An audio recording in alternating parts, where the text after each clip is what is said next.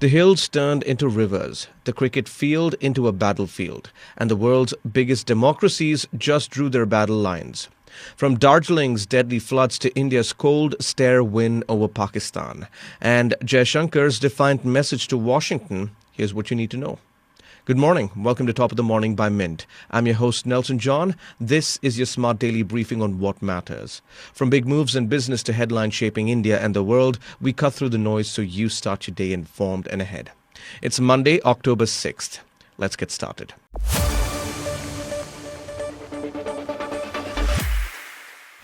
The Darjeeling hills turned into a death trap overnight. 18 people are dead after relentless rain since Saturday triggered massive landslides and floods across Darjeeling and Kalimpong in West Bengal. 11 victims, including 3 children, died in Mirik subdivision alone.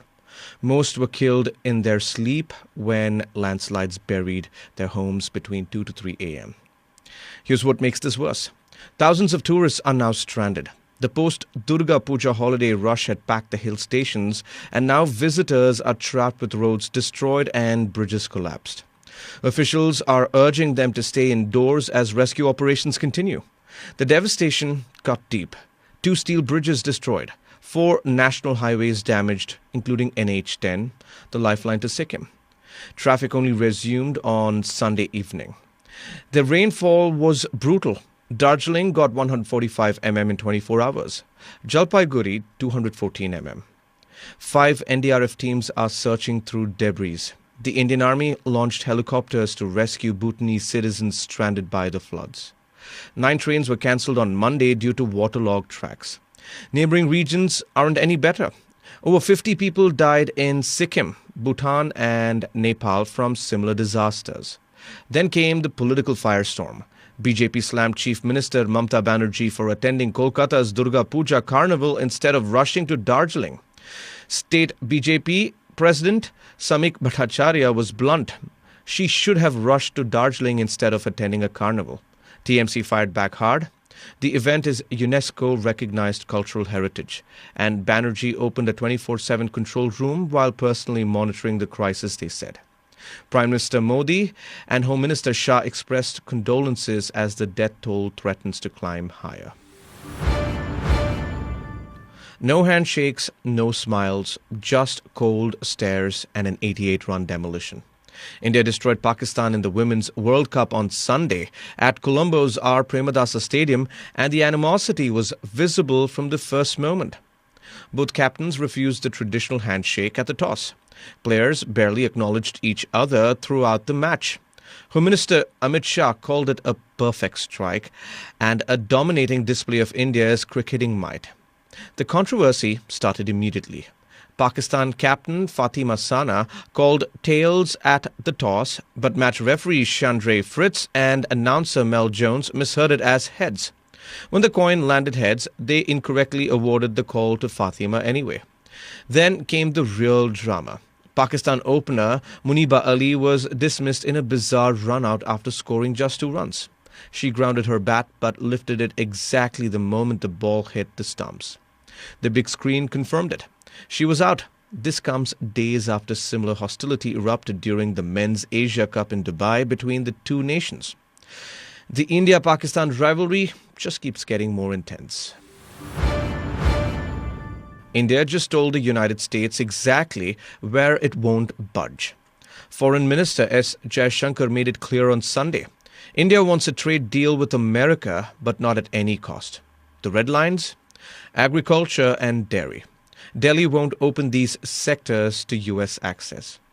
Prime Minister Modi has promised to protect farmers against any flooding of American goods. Right now, India faces a brutal 50% tariff hit. 25% reciprocal tariff plus 25% penalty for buying Russian oil. Jaishankar called it very unfair, noting that European countries buying Russian energy face no such punishment. Last week, U.S. Commerce Secretary Howard Lutnick was blunt. If you want to sell to the U.S. consumer, you got to play ball with the president. Trump's signals are all over the place. One day Modi's a good friend, the next India is funding Russia's war. Jaishankar's response? Look inward. Double down on Made in India when global trade gets hostile. Here's the thing about India's defense strategy. When something works, you double down. Top defense officials meet their Russian counterparts this week to seal a deal for 5 more S-400 air defense systems. The timing matters. Putin needs to greenlight this before his December 5th visit to New Delhi. India is already getting 5 S-400s from a 2018 deal worth $5.43 billion.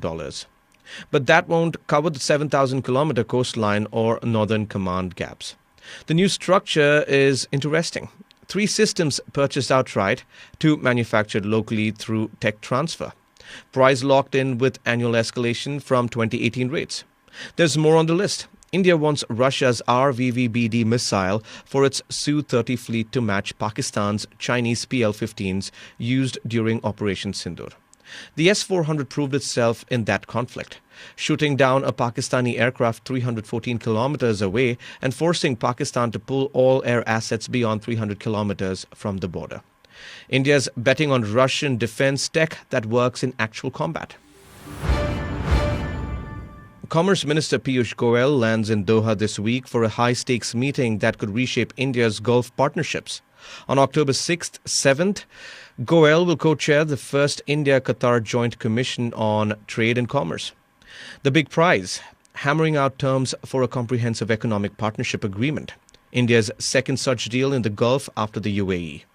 The numbers tell the story. Bilateral trade hit $14 billion in 2024-25.